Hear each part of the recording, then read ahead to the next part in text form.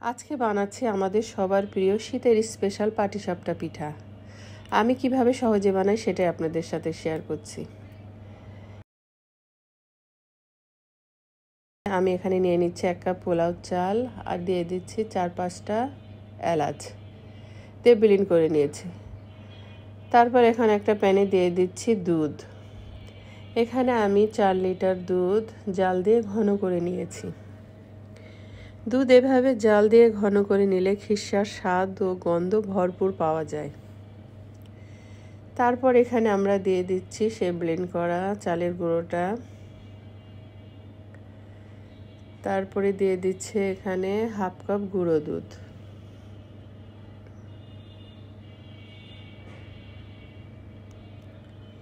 তারপরে দিয়ে দিচ্ছে এখানে আমরা 1/2 কাপের একটু বেশি নারকেল কুড়ানো।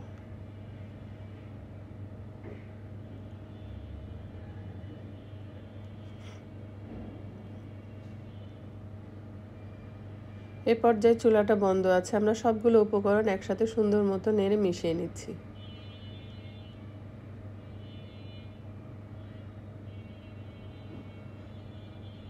এখানে আমরা সামান্য পরিমাণ লবণ দিয়ে দিচ্ছি।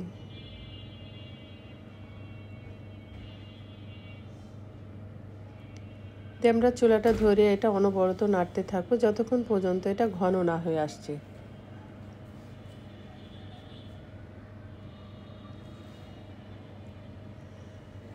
তারপর এটা একটু ঘন হয়ে আসলে এখানে আমরা দিয়ে দিচ্ছি 1/4 কাপের মতো খেজুরের গুড়। গুড়টা আমি সামান্য পানি দিয়ে জাল দিয়ে নিয়েছি। দিয়ে এটা অনবরত নেড়ে সুন্দর মতো এটা মিশিয়ে নিচ্ছি।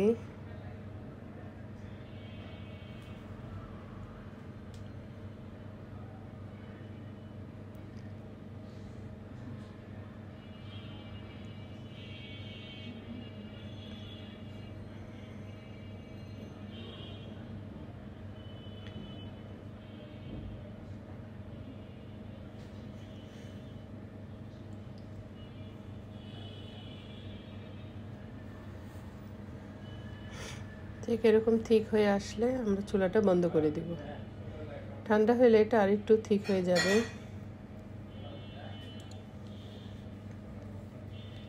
তারপরে এখন আমরা বানাবো পিঠার ব্যাটার। সেজন্য এখানে নিয়ে নিয়েছি আমি ভিজা চালের গুঁড়ো 4 কাপ।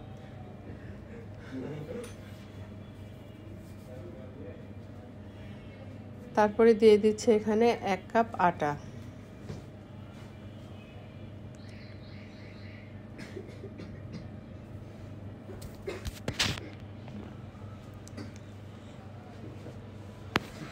এখানে আমি দিয়ে দিচ্ছি 1 চা চামচ লবণ।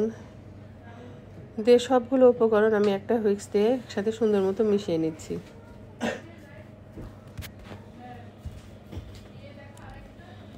তারপরে দিয়ে দিচ্ছি এখানে 1 কাপ গুড়।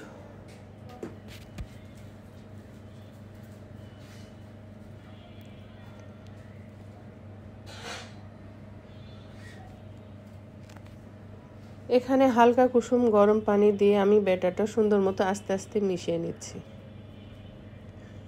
অল্প অল্প পানি দিব আর ব্যাটারটা মিশিয়ে নেব।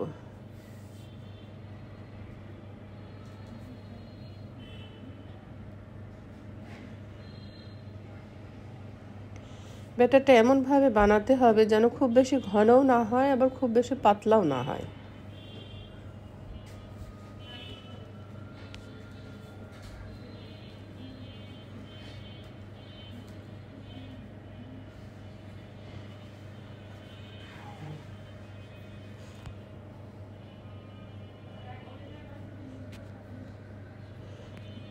এভাবে নেড়ে নেড়ে একদম মসৃণ একটা ব্যাটার বানিয়ে নেব আমরা।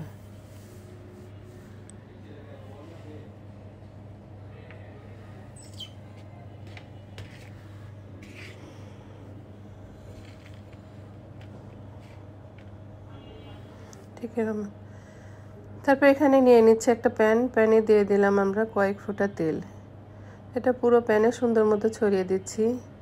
দিয়ে এখন দিয়ে দিচ্ছি কিছুটা ব্যাটার। দিয়ে এটা হালকা ঘুরিয়ে আমরা পাতলাভাবে ছড়িয়ে দিচ্ছি।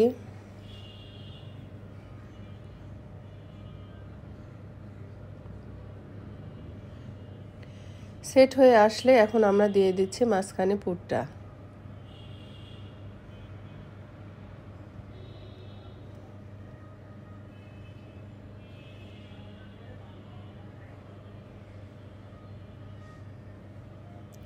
দিয়ে আমরা হালকা হাতে এটা ঘুরে রোল বানিয়ে নিচ্ছি।